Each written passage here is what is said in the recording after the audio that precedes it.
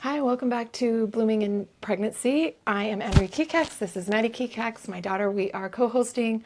This is our episode number 4, so welcome and thank you for joining us today. I love the fact that my daughter's here with me because she's pregnant for her second time, so she can chime in and have a lot of information that I hope you find helpful too as you're experiencing. If you joined us last episode, we talked about nourishing, but in a different way. What it looks like when you're first entering pregnancy, the uncertainties there, how it might feel a little bit scary and unsure. We talked a lot about the mental and emotional space that women meet pregnancy with and talk through that. So today we want to shift gears and we want to talk about nutrition with intention. Back to the body is what I like to call this. There's so many opinions and experts telling women what they should or shouldn't do in this time. And I want to ask you, Maddie, when you first got pregnant, what were you hearing? What kind of opinions? Definitely. When I first got pregnant, there's a lot of no-nos, of course, like don't be eating deli meat and things like that. But there's not a whole lot of, well, what is good for you and why is it good for you and what are the benefits? It's mostly just a lot of don't do this, don't do that, and okay, just eat healthy. Just be healthy. But what does that look like, right? Yeah. Nobody's telling you, nobody's giving you kind of like a game plan of how to do that. No. And it can be hard for people that don't originally eat that healthy, but they want to start eating healthier to have a better pregnancy and to provide nutrition to their baby. Yeah, thank you. That's true. I think one of the things that I heard a lot from your pregnancy was you got to eat more protein, get more protein. Well, how do you do that? What is good for protein and what's good for my body? And so we're going to talk about those types of things. And it's really easy at this point to feel very fragile and overwhelmed with all that information and disconnected to your body. And so that's why I like the idea of coming back to your body and being able to support it with the nutrition so that you not only are, helping your body get what it needs to build another life in you, but this is also going to help with your confidence, your intuition, building that up and trusting yourself to know what your body needs. So this episode isn't going to be about adding more rules. It's not. It's more about the support because nourishing your body can deeply influence how you experience pregnancy, right? And it can help, and we said this in the last episode about how it can help with the best possible outcome for mom and baby. Let's get into it. Maddie's got a book called Blooming Moms. It's actually changed the name to Blooming in Pregnancy now, so she got the original version. But there's a section in there called Rooted in Nourishment that is very helpful, and so we'll put a link if you want to look at this guide to help you as you're going along. Let's talk about, when you first became pregnant, like what was your diet like before pregnancy? Not good. What does that mean? We would eat like frozen pizzas a lot, lots of quick meals, fast things, because neither of us like to cook. So frozen pizzas, a cookie here or there, 2 or 3 cookies. Can't just stop at one cookie. Caffeine, energy drinks every single morning, but as soon as I found out I was pregnant the first time, I quit energy drinks. So I haven't had an energy drink in 2 years. Wow. And how did you feel about that? Was it hard to... At first, it was pretty hard, and I was really tired, but your body kind of is addicted to caffeine. It's like an addiction, so... Yeah, that and sugar, right? Yeah. They're both kind of addicting. How'd you do with the cookies? Well, I might have 1 or 2 cookies here and there. So what made you decide to change? A lot of women might just think, they go to the doctor, they get the prenatals and feel like that's going to take care of their nutritional aspect and they can continue to eat and continue to take those energy drinks or eat all those sugary cookies or whatever. So what made you decide to change? The fact that I wanted to do a home birth, and I was told by you, and I was told by my midwife and by Google that if you want to have a successful home birth, then you need to be as healthy as you possibly could be to help have a successful birth. That's true. You were hearing it from other people saying nutrition is going to be the foundation to help you have a successful birth. And I look at it like this. Every time you eat, you're having a conversation with your body.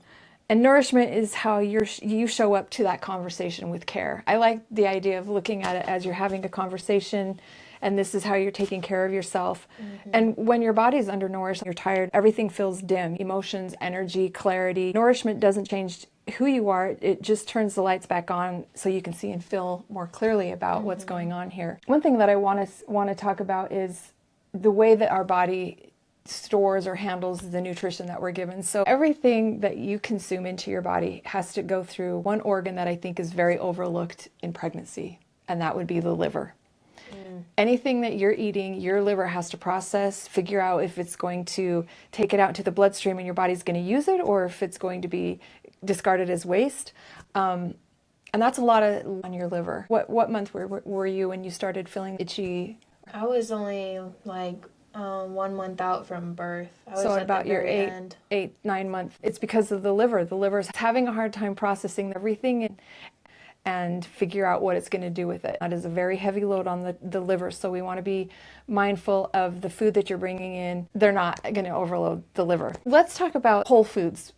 Whole foods is what you want to bring into your day and find a rhythm around. Where's that chart in that book that we can talk about the main nutritional foundations?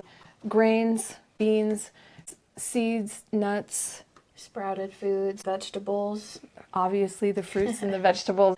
When we talk about whole foods, we're trying to get them in their whole state because they work synergistically and your body processes them a whole lot better when they are in a whole state. And one thing that your body does is assimilate nutrition. If your body can assimilate it and it goes out and it's used, that's great. But if your body cannot assimilate it, it's going to go into pockets of weak spots in your body, which is going to create problems. It can cause inflammation in the body.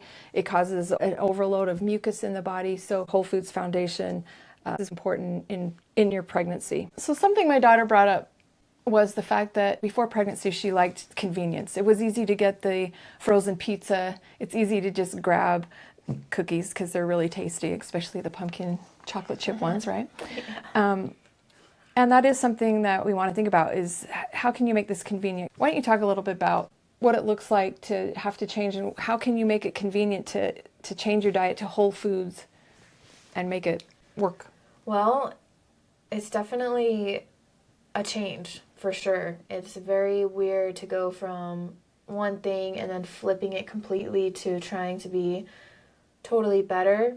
And if you're feeling tired or exhausted from being pregnant alone, it's hard to want to make a switch or to do anything different. Or if you already have kids and you're pregnant, or if you're working and you're pregnant and you're gone all day, just make small changes. Like if you need salad, then just go get it from the store, like a prepackaged salad that you could just mix up really quick. That's what I do a lot of the times. I don't really like... I find it hard to like create my own salads. I'm like not very good at it. When I try, it's not the best. But so I'll just get the prepackaged salads. It's hard to go from doing one thing to another, and the addiction's real. You know, you have the process if you've been addicted to, say, soda or whatever, and you want to stop all of that, you have that to deal with, but also you want to find a rhythm. Convenience also can be in the daily rhythm. How did you get into a rhythm to help you navigate this change in your diet? Do you have a daily rhythm that you look at? Is that helping at all? No. Well, maybe you should get a daily rhythm. Let's talk about daily rhythms. You know, I mean, you have a daily rhythm whether you think you do or not, right? And when you're thinking about nutrition with intention, it is actually putting intention to that rhythm and making this a top priority. Why do you want to intentionally bring in nourishing good foods to your body? If you don't have a rhythm around the whole foods, what does your rhythm look like right now? I wake up and I will...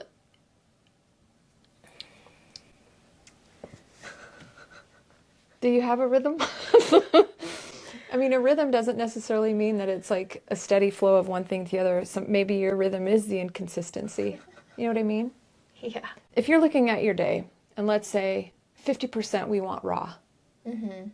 How do you bring in 50% raw? It's hard. It's What very makes it hard? What makes it Especially, hard? I'm just not a raw vegetable type of person. I can definitely do fruit, but it's hard for me to do vegetables raw. But an Well, easy way to get past that is get some hummus, and it makes everything taste way better. okay, getting some hummus, planning for that. But what other ways can you get your raw in? You said getting a salad. I think that's a great way. You can throw that into your juicer. You can get raw by juicing. Oh So yeah, you can yeah. juice your I do your juice. meals. You can even you can do smoothies. You can alternate, like set up a cadence where you're like juicing on Monday, Tuesdays, or Monday, Wednesdays, Fridays, and then you're having a smoothie to start your day the other days. Wow, this is amazing. Well, that's one way to get the raw in, right? You can juice or you can make smoothies, and you want to actually probably do both, because juicing helps get your nutrients in very quickly. It's a very concentrated way of getting nutrients, but you're missing the fiber. But into your smoothie, then you will get the fiber.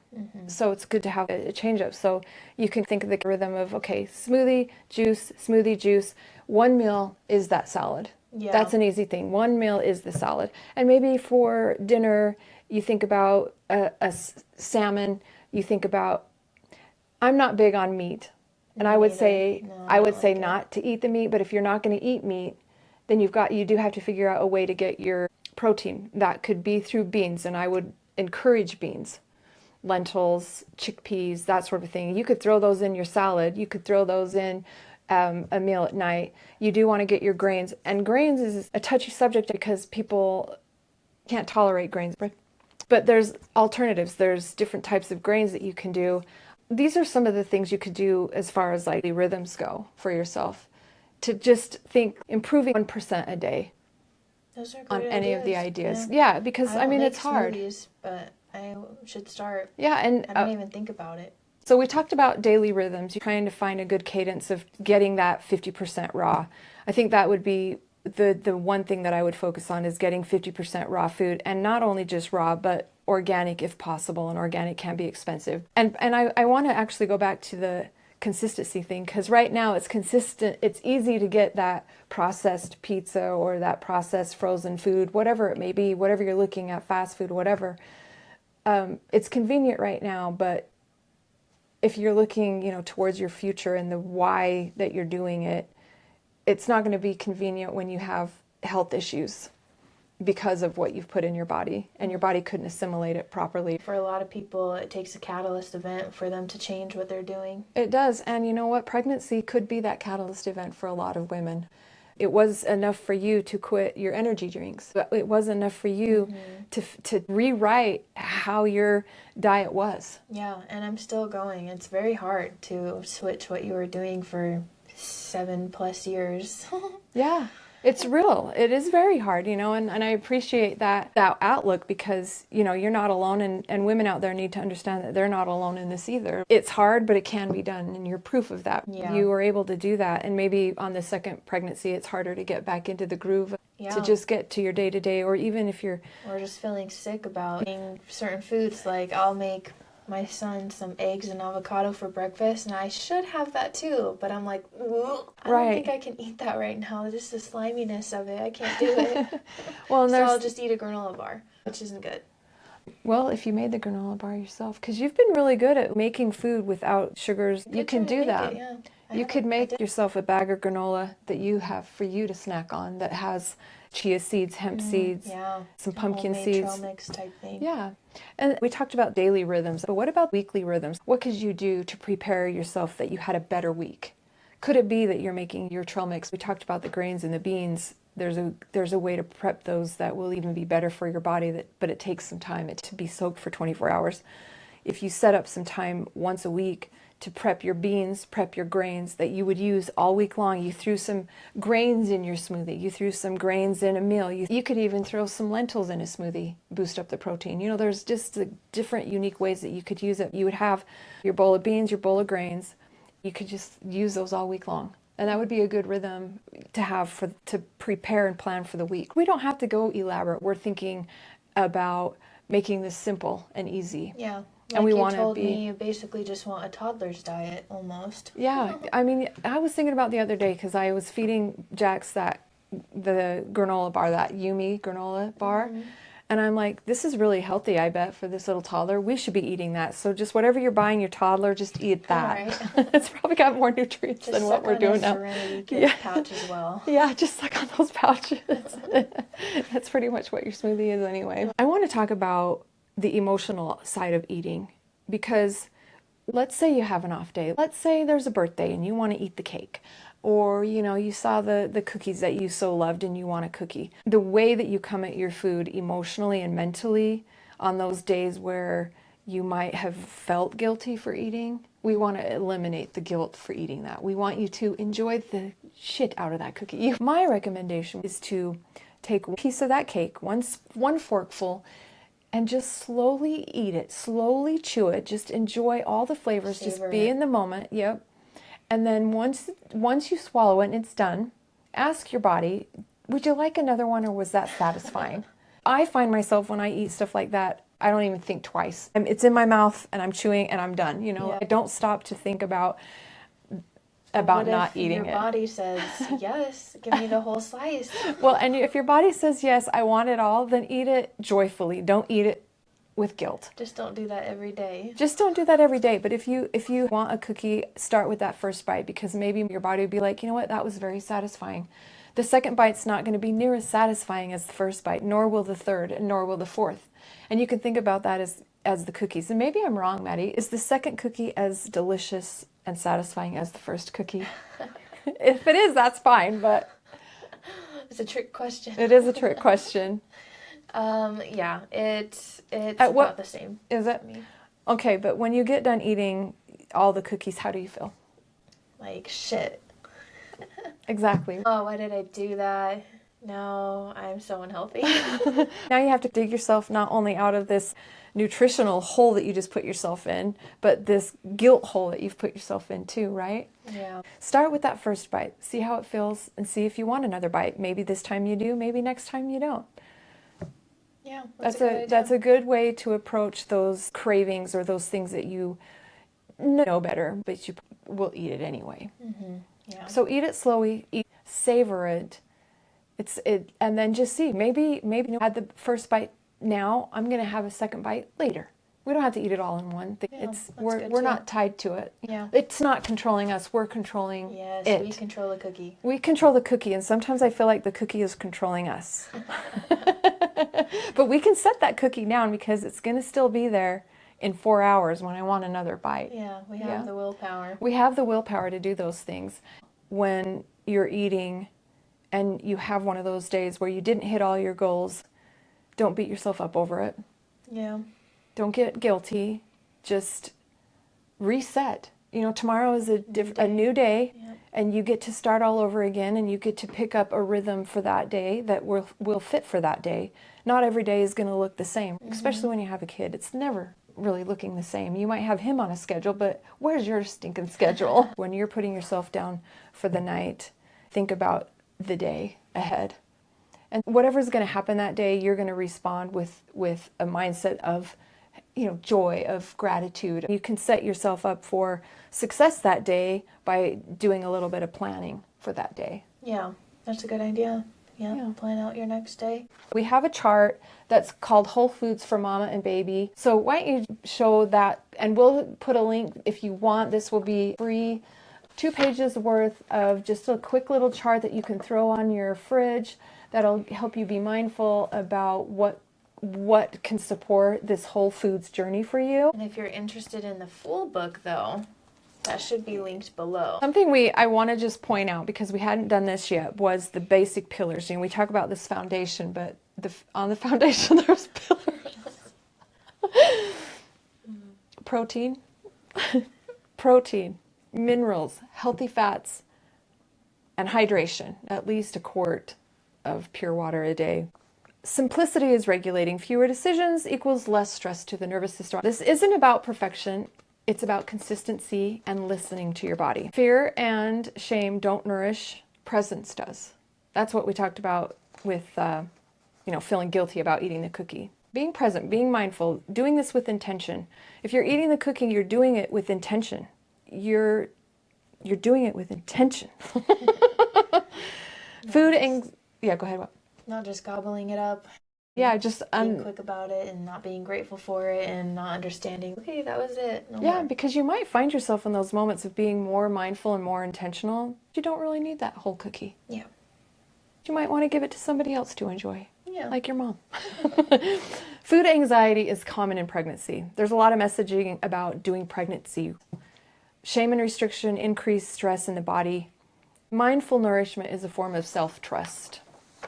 Would you agree? Oh, yeah. Another thing I want to talk about is caloric intake.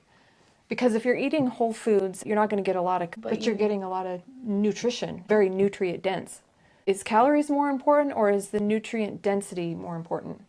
The nutrient dense foods more important? They're probably both pretty important, but I'm sure nutrition is a little bit above that, as long as you're feeling good, because if you don't have like enough calories, you might be feeling a little weak and tired. But if you have the nutrition, then maybe you shouldn't be feeling so weak and tired. Right, yeah. So that's an interesting thing. Do you want to focus so much on the calories and just get empty calories for the sake of calories, or do you want to focus more on the nutrition? That's a good point. And so maybe focus more on the nutrition and not worry so much about the calories. So when we talk about nutrition, we're talking about support. Pregnancy increases demand, and many of the symptoms women experience are signs that the body is asking for more. Mm-hmm. Yep, that's for sure. Just like when I was having liver problems, and I gave my body some nourishing food, and within a few days, all of those issues went away. Right? So it's listening to what your body is telling you, and it's a sign. If you're having itchy skin, like Maddie was, your liver is overloaded. It's needing some help. So then we go to that and help the liver.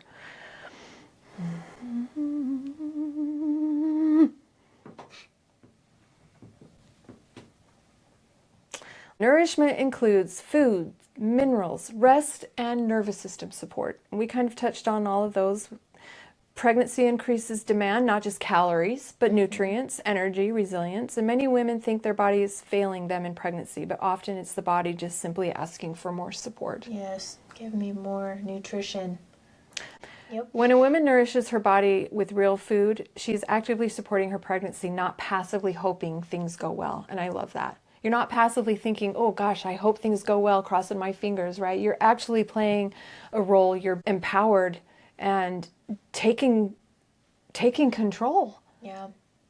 How do you feel about taking control rather than just letting the dice fall where they may? It definitely feels a lot better knowing all of this information to better support pregnancy and know that there is something that you can do that doesn't involve medical intervention, although some people might enjoy a nice doctor visit that can give them some pills or help them in the hospital, but I prefer to stay out of hospitals.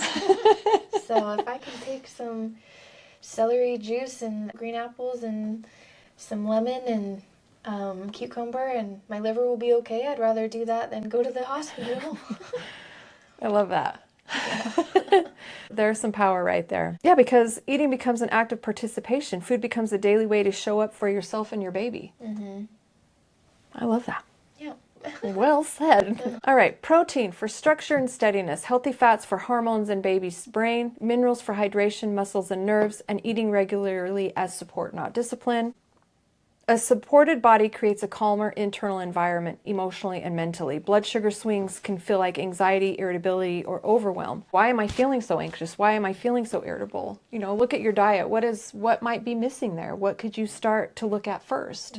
With that, mineral depletion can show up as nervousness, sleep issues, or emotional fragility.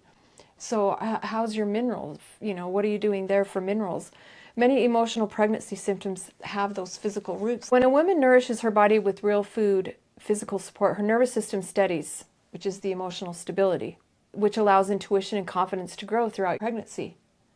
And that's all we want, is for you to grow in confidence, have a very emotional, stable, physically supported pregnancy. Yeah.